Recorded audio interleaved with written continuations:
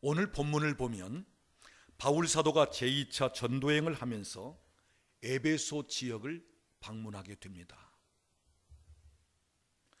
에베소 지역에 와서 보니까 믿는 제자들이 있었습니다. 자, 그렇다면 어떻게 에베소 지방에 믿는 제자들이 있게 되었는가? 사도행전 8장을 보면 1절에 예루살렘에 큰 박해가 일어나서 사도 외에는 모든 믿는 사람들이 유대로 사마리아 지방으로 또 모든 땅으로 흩어지니라, 이렇게 되어 있습니다. 그러니까 핍박과 박해를 통해서 믿는 사람들이 흩어졌는데 어디까지도요? 에베소까지도 가게 되었다는 것입니다. 즉 에베소의 핍박을 피하여 이주한 믿는 자들이, 곧 제자들이 살고 있었다는 것이죠. 그리고 이제 유대인들이 모이는 곳이면 어디나 모임 장소, 회당을 만들었습니다. 그래서 안식일이 되면 거기에 모이고 또 그들이 필요에 따라 모이고, 그래서 회당을 만들고 또 이방인들에게까지도 복음을 전하는 시기 되었습니다. 여기서 우리가 먼저 생각할 것은 하나님은 때로는 고난과 박해, 핍박을 통해서도 일하신다는 것입니다. 박해를 통해서도 멀리 나가서 복음을 전할 수 있게끔 하신다는 것입니다.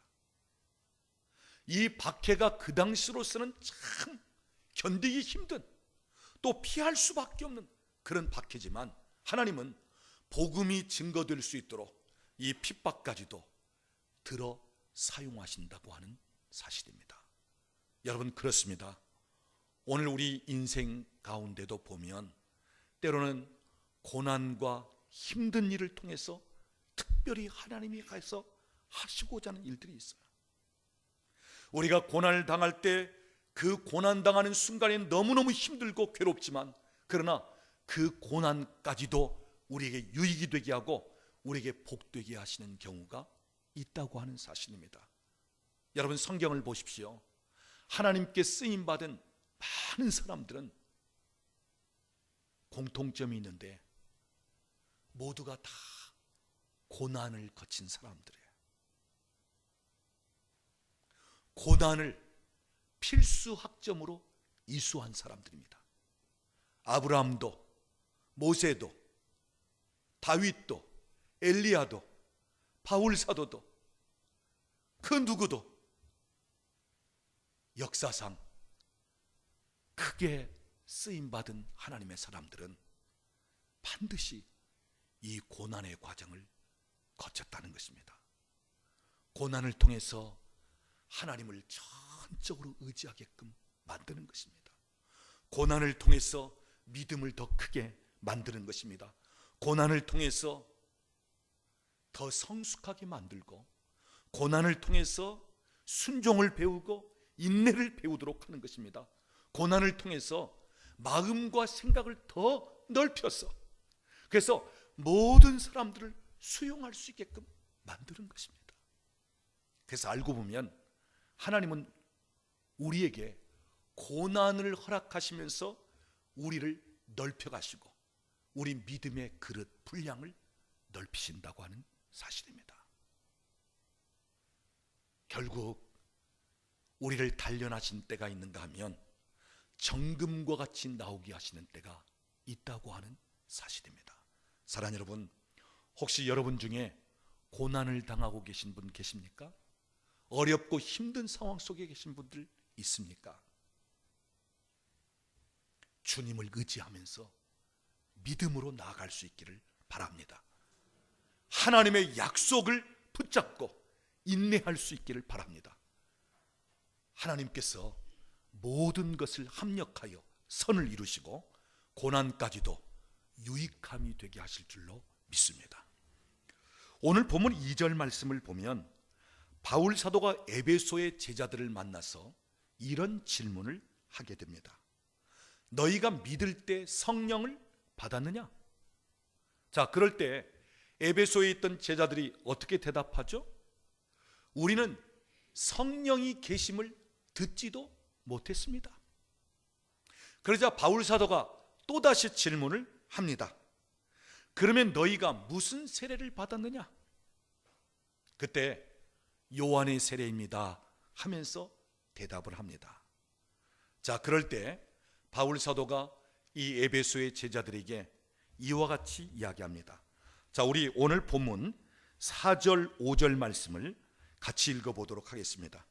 바울이 이르되 요한이 회개의 세례를 베풀며 백성에게 말하되 내 뒤에 오시는 이를 믿으라 하였으니 이는 곧 예수라 하거늘 그들이 듣고 주 예수의 이름으로 세례를 받으니. 자, 여러분 여기 보십시오. 바울 사도가 요한의 세례를 받은 그 믿는 에베소의 제자들에게 요한이 뒤에 오시는 분을 소개했는데 그분이 곧 예수다, 그러면서 예수님에 대해서 이야기한 다음에 예수님의 이름으로 또 그들에게 세례를 베푸는 것입니다. 자, 한 번 세례받은 제자들에게 또다시 세례를 베푸는 거예요. 그러니까 두 번 세례를 받는 식이 되고 두 번 세례를 주는 식이 되는 것입니다. 여러분, 오늘 이 본문의 이야기를 어떻게 해석할 수 있겠습니까? 어떻게 받아들일 수 있겠습니까? 자, 믿는 사람들입니다. 세례를 받았습니다. 그런데 또 바울 사도가 세례를 베푸는 것입니다. 자, 여기 거듭되는 세례, 어찌 보면 이중적인 이 세례 베푸는 일, 어떻게 해석을 할 수 있을까? 우리가 이 말씀을 어떤 식으로 받아들일 수 있느냐 하는 것입니다. 오늘 여기 에베소 제자들은 요한의 세례만 알고 성령에 대해서든지 전혀 영적으로 무지한 제자들입니다. 여러분, 예수님 당시 세례 요한도 예수님 못지않는 영향력을 끼치는 영적인 지도자였습니다. 예수님보다 세례 요한이 먼저 등장했죠.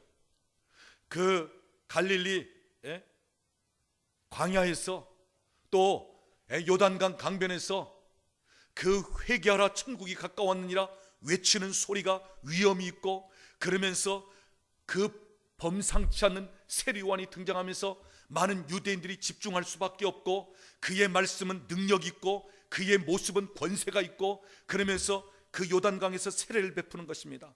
그럴 때 많은 사람들이 나와서 세례 요한의 말을 듣고 세례 요한이 베푸는 세례를 받게 되었습니다. 그리고 세례 요한을 추종하고 따르는 제자들이 생겼습니다. 그래서 세례 요한은 그 당시 영적인 지도자로서 많이 따르는 제자들을 두고 있었던 세례 요한이었습니다.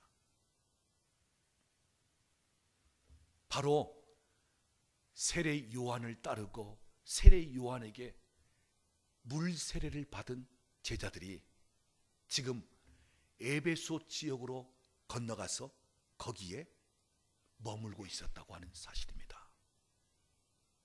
그럴 때 바울 사도는 세례 요한과 예수님의 관계를 설명합니다. 자, 세례 요한이 예수님보다 6개월 먼저 태어난 것은 뒤에 오시는 메시아 되신 예수님의 길을 준비하기 위한 것이었다.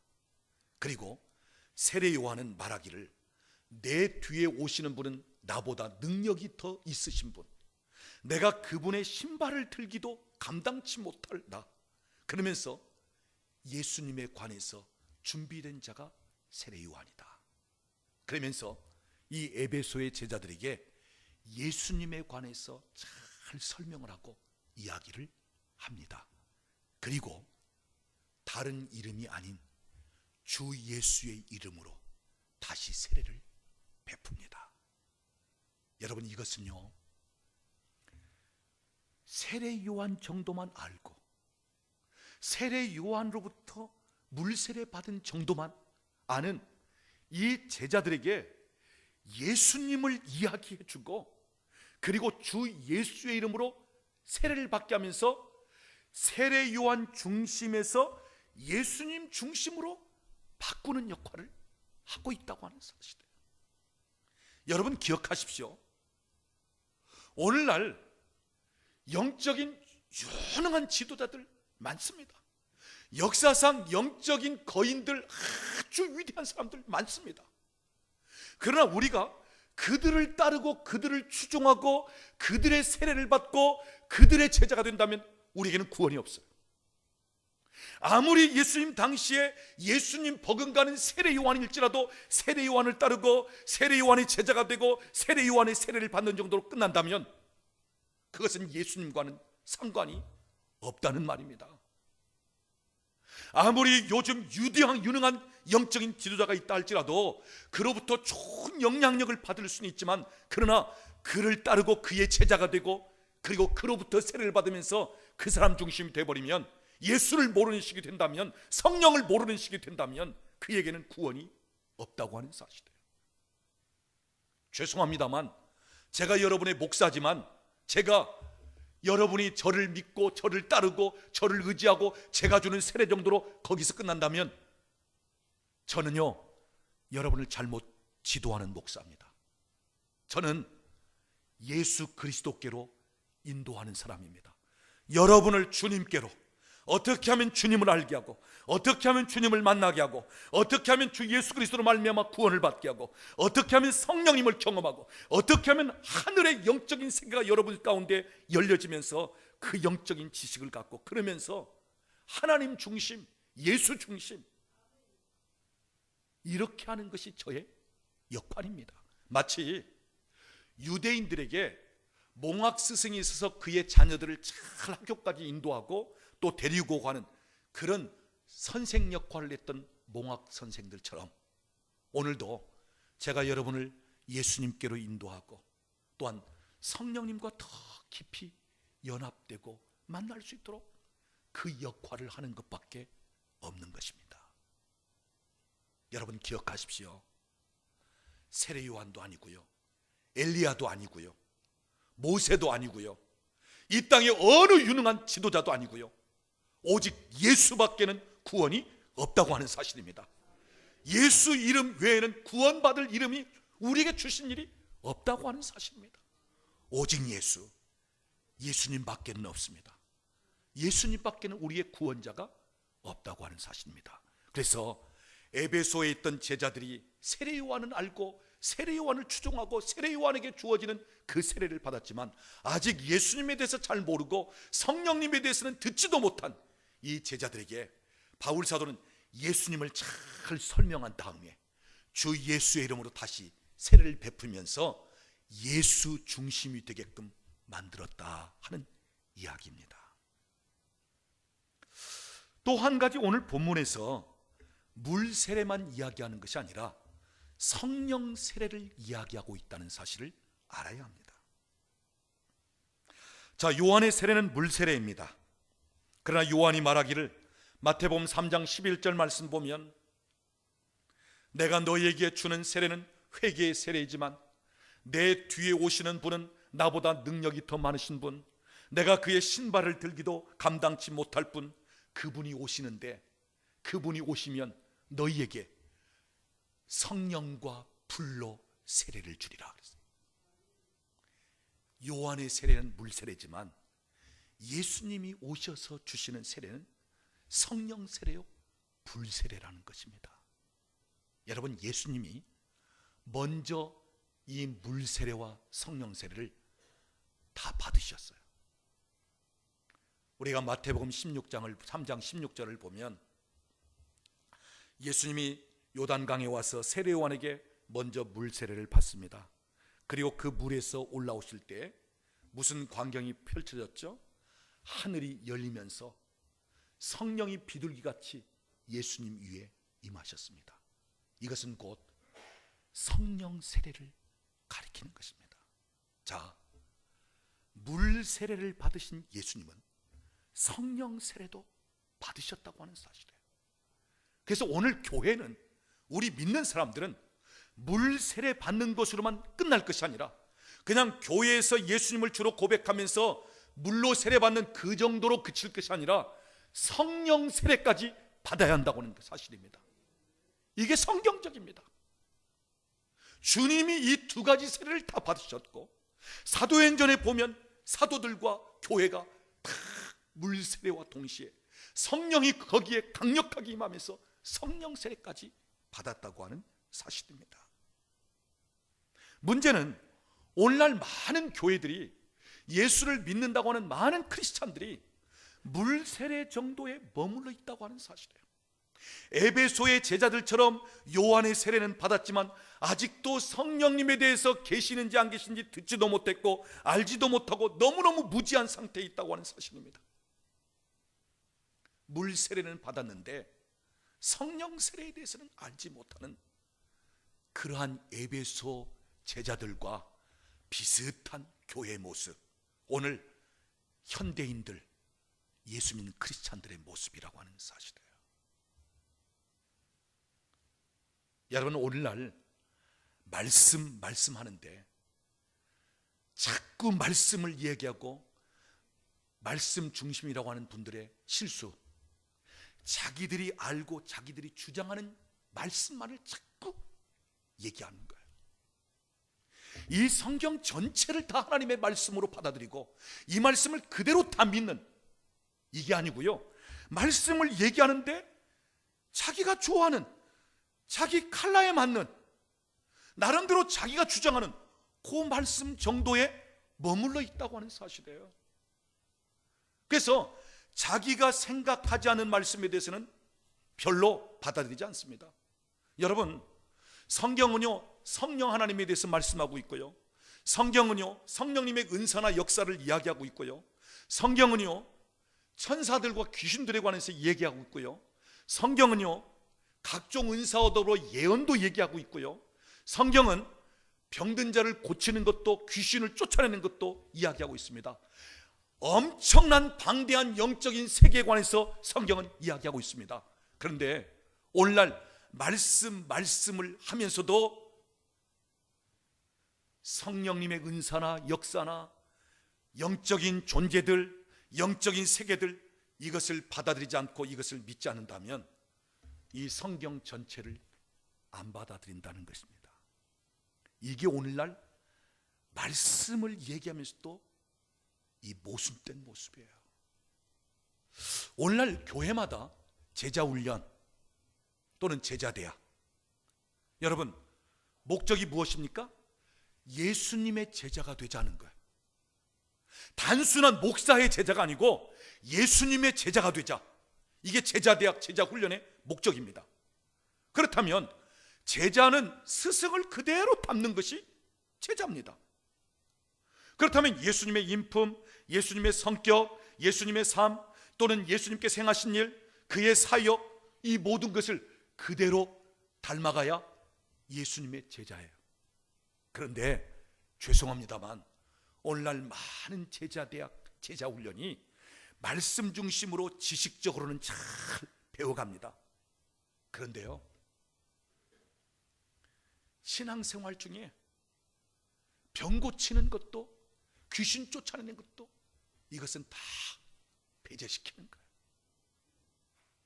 예수를 닮아가겠다고 하는 예수의 제자들이, 예수님을 그대로 따르겠다고 하는 제자들이 말씀은 얘기하면서도 주님이 그렇게 많이 행하셨던 병 고치는 사역, 귀신 쫓는 사역은 그건 나 몰라.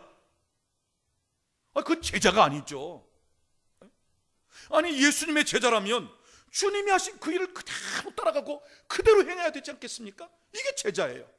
그런데 오늘날 많은 교회에서 제자훈련, 제자대학 아주 폼은 잡고, 그러면서 뭐 성경은 이론적으로 지식적으로 배워가는데 진짜 삶 속에서 병든 자가 있고 귀신 들린 자가 있으면 꼼짝 못하고 있는 거예요. 그게 무슨 제자입니까? 아니요, 이론적으로 성경을 아는 것뿐이에요.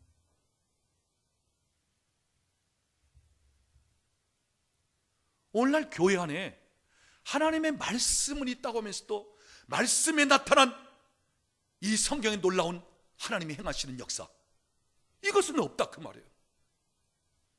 병든 사람 있으면 병원에 가, 귀신 들린 사람 있으면 기도원 보내, 정신과 의사에게 보내.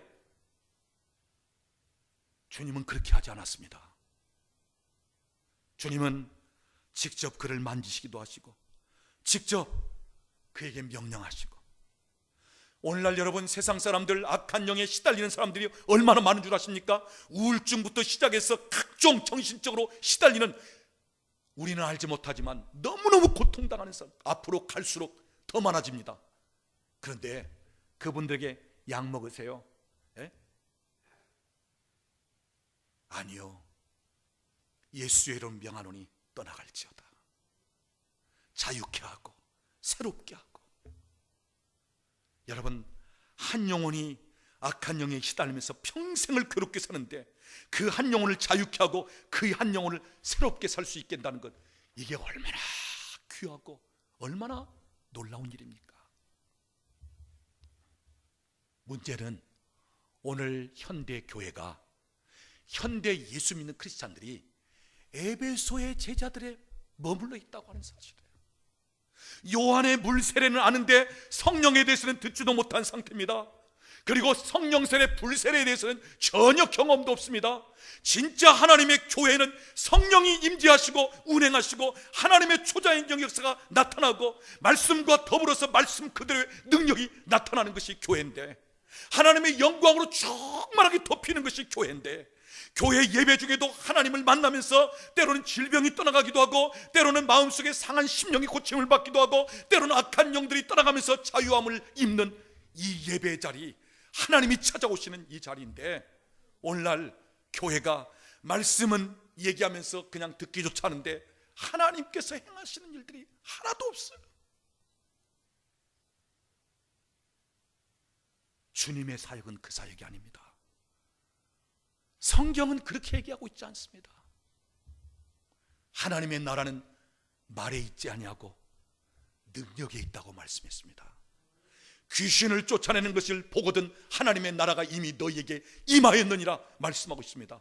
오늘 우리가 하나님의 나라를 확장시키고 하나님의 나라를 전파하는 것, 단순히 우리의 말로만이 아니고요, 먼저는 우리가 말로 복음을 전하고, 또 우리가 성경 말씀을 통해서 저들에게 성경을 말하고 예수를 얘기하고, 그런데 거기에 아픈 사람이 있으면 아픈 사람이 고침도 받고, 귀신이 있으면 귀신도 떠나가고, 이 역사도 같이 동반되어야 한다고 하는 사실입니다. 오늘날 교회가 점점 인본주의, 세속주의와 타협하고 있어요. 그래서 진짜 교회의 주인 되신 예수님, 그분이 원하시는, 그분이 디자인하신 교회의 모습이라기보다는 자꾸 사람들이 많이 모여들면, 그 교회가 커지면 세상적인 것도 얼마든지 갖다 끌어쓰는 그런 식의 교회 모습. 교회는 주님이 세우신 교회입니다. 당신이 행하신 사역을 할 수 있게끔 세우신 교회입니다.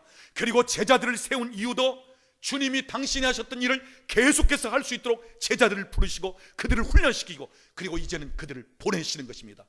예수님께서 이제는 아버지께로 승천하시기 때문에 이젠 너희가 내가 했던 일을 대신해야 된다.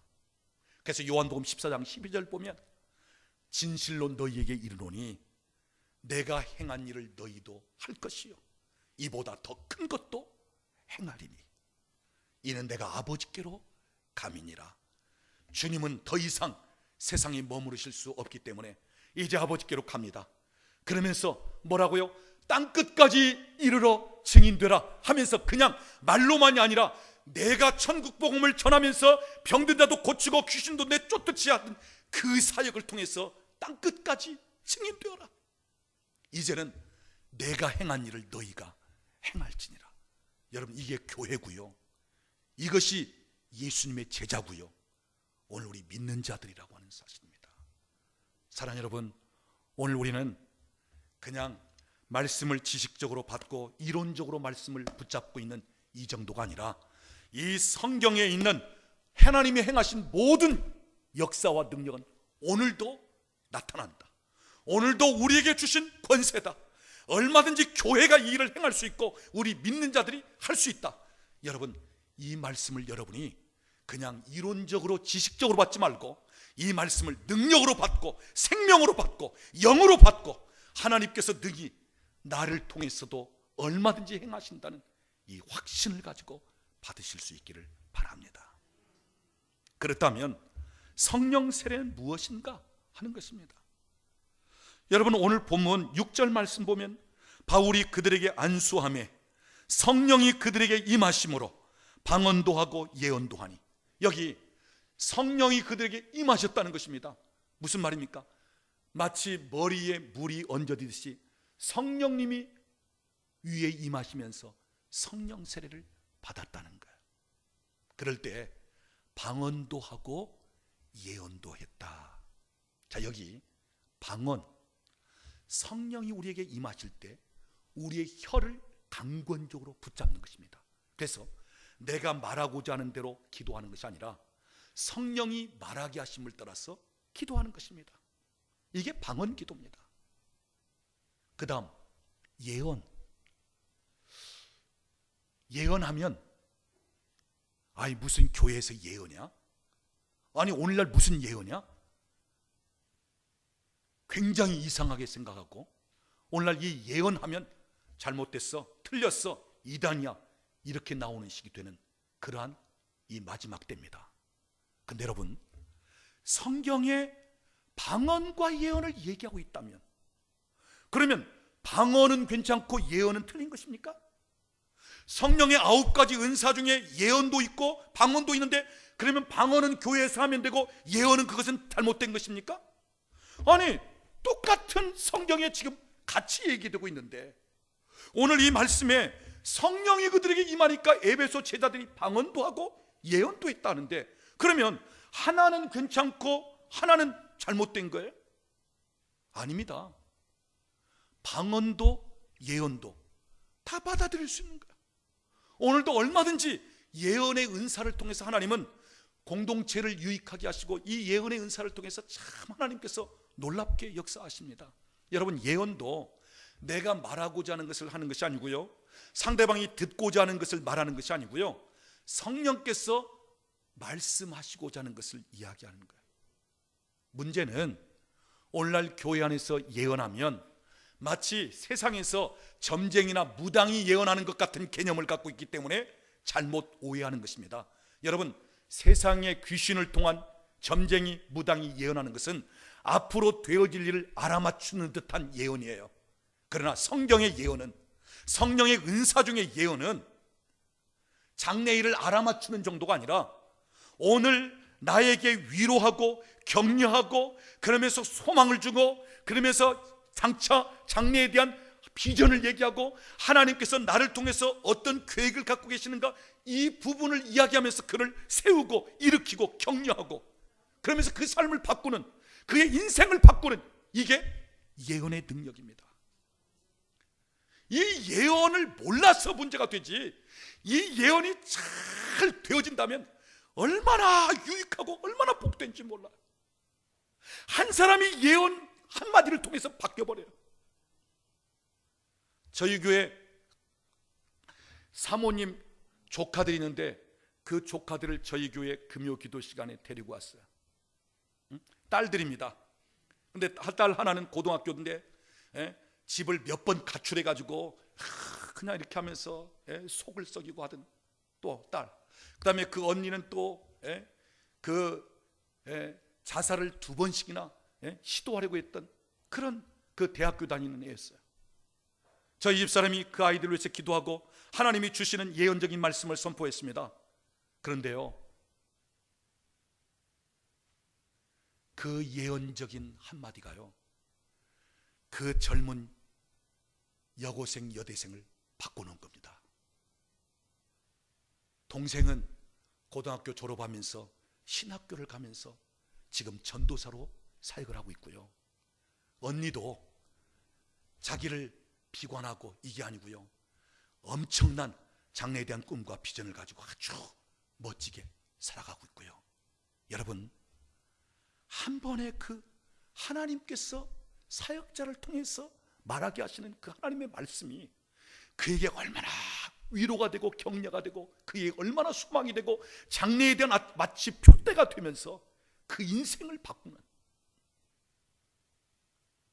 여러분 예언을 잘못 쓰니까 문제가 되지, 성경대로 정말 성령의 은사로서 나타나는 이 예언적인 면, 얼마나 강력한 능력이 있는지 몰라요.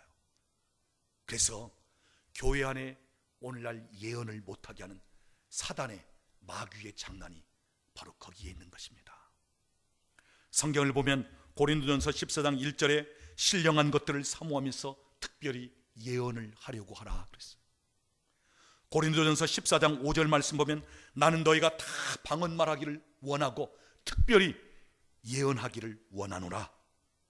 고린도전서 14장 39절 보면 나의 형제들아 예언하기를 사모하며 방언 말하는 것을 금하지 말라. 데살로니가전서 5장 19절 20절 보면 성령을 소멸치 말고 예언을 멸시하지 말고, 디모데전서 1장 18절 보면 예언을 따라 선한 싸움을 싸우라. 디모데전서 4장 14절 보면 예언을 통하여 받은 것을 가볍게 여기지 말고 중요시 여기란 말씀이에요. 아주 귀하게 여기란 말씀이에요. 하나님이 내게 주시는 그 말씀, 하나님의 음성으로 받고 그 말씀을 붙잡고 싸우면서 그 말씀을 통해서 하나님이 원하시는 것을 이루어 가라고 하는 것입니다. 사랑하는 여러분, 성경에 말씀하고 있다면 성경을 받아들여야 돼요. 근데 왜 성경에 말씀하고 있는데 왜 나는 아닙니다? 그러면요, 성경보다 지금 내 생각과 내가 지금 경험하고 내가 뭔가 가지고 있는 게 더 크단 말씀이에요. 저는 장로교 목사로서 어느 교단보다 바르게 성경을 배우고 이 성경을 연구한 사람입니다. 저는 이 성경에 말씀하고 있는 거라면 오늘도 얼마든지 이야기되어야 한다. 성경에 있는 것이라면 다 믿을 수 있어야 된다. 다 받아들일 수 있어야 된다. 그리고 성경에 행하신 하나님의 역사는 오늘도 동일하게 나타날 수 있다. 만약에 옛날 과거의 역사책에 불과하다면 이 성경 나 던져버립니다. 옛날 얘기로 끝난다면 지금도 이 말씀과 함께 역사하는 하나님이 아니시라면 이걸 뭘로 볼 필요가 있습니까? 아니요, 지금도 이 성경은 하나님의 말씀입니다. 동일하게 역사하시는 하나님께서 주신 말씀이고 이 말씀과 더불어 하나님은 역사하고 있다고 하는 사실입니다. 오늘 에베소의 제자들 정도가 되어서 안 돼요. 성령이 계심을 듣지도 못하고 요한의 세례만 알고 예수도 잘 모르고, 그래서 바울이 에베소 제자들을 만나서 예수를 얘기하고 그러면서 그들에게 예수의 이름으로 다시 세례를 주면서 예수 중심이 되게 하고, 그러면서 너희가 물 세례만 받는 것이 아니라 성령 세례도 받아야 하면서 그들에게 안수하니까 성령이 임하면서 방언도 하고 예언도 하기 시작하고요. 그리고요, 계속해서 8절 이하의 말씀을 보면 바울이 에베소 회당에 더 머물며 말씀을 전합니다. 석 달 동안 강론을 하지만 어떤 사람들은 말씀을 받아들이지 않습니다. 그럴 때 이 바울이 두란노 서원, 에베소에 있는 두란노 서원으로 자리를 옮겨서 2년 동안을 거기서 하나님의 말씀을 강론하기 시작합니다. 여러분, 교회는 가장 먼저가 말씀입니다. 말씀이 강론되고 말씀이 선포되고 이 성경 66권 전체가 하나님의 말씀으로 받으면서 이 말씀이 증거될 수 있어야 합니다.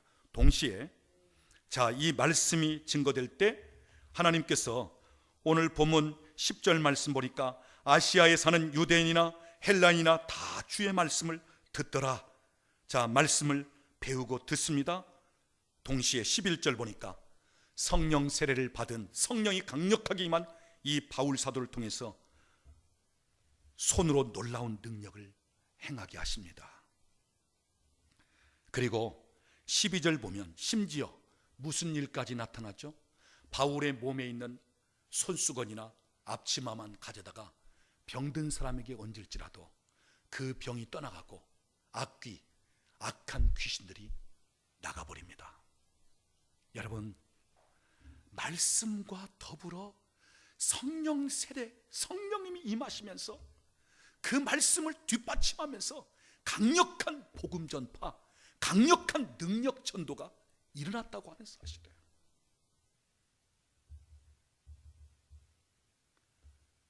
손수건이나 앞치마만 갖다 얹어도 병든 자가 낫고 귀신이 떠나갈 정도로, 여러분, 바로 이것이 사도행전 가장 원초적인 부흥의 역사입니다. 말씀이 임합니다.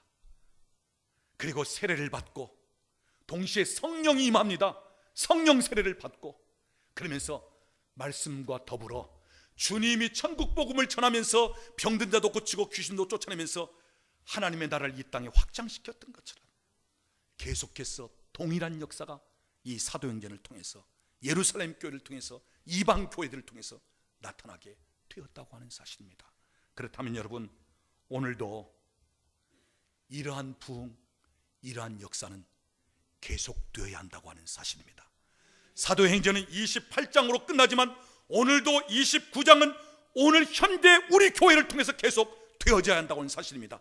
여러분, 사도행전 성령의 역사와 성령을 통한 부흥의 운동은 멈춘 것이 아니라 오늘도 계속되고 있다고 하는 사실입니다. 사랑하는 여러분, 하나님의 말씀을 여러분이 먼저 받으시기를 바랍니다. 말씀을 통해서 여러분이 잘 믿음으로 자라가시기를 바랍니다. 동시에 하나님의 말씀과 더불어 물 세례도 받고 동시에 성령 세례도 받으면서 이제는 단순히 예수를 따르는 지식적인 신앙에 머물러 있는 것이 아니라 더 강력한 단계로 나가서 영적인 능력을 소유한 제자들이 될 수 있기를 바랍니다. 그래서 우리 앞에 병든 자도 고침을 받고 귀신도 떠나가는 이 강력한 초대교회의 역사, 강력한 사도행전의 역사가 오늘도 여러분을 통해서, 교회를 통해서 나타날 수 있기를 바랍니다.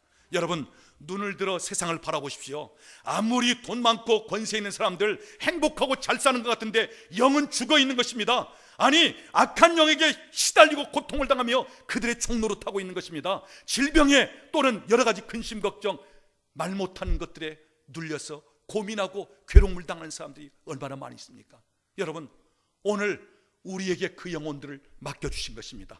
이 도시를 우리에게 맡겨주신 것입니다. 여러분, 나가서 말씀을 통해서 복음을 전하십시오. 동시에 병든 자가 있으면 위에서 기도하십시오. 귀신 있으면 예수 이름으로 명하십시오. 이 능력과 권세를 믿는 우리에게 주셨다고 하는 사실입니다. 이런 표적이 나타난다고 마가복음 16장 16절 17절 믿는 자들에게서 나타나는 표적을 이야기하고 있는 것입니다. 그래서 오늘 영적으로 사망 가운데 있고 정말 귀신의 종노릇하면서 영적으로 악한 영들에게 시달리기도 하고 질병과 또는 삶의 문제로 고통당하는 그들을 주님 앞에 인도하면서 그들이 영육간의 자유함을 받고 새롭게 되어지고, 그래서 하나님을 만나고 천국의 소망을 가지고 이 땅에서 미리 하나님 나라를 맛보면서 살아갈 수 있는 그러한 행복한 사람들로 바꾸어 줄 수 있는 여러분이 될 수 있기를 바랍니다. 이제 다음 주일부터 우리가 초청하는 그러한 주일입니다.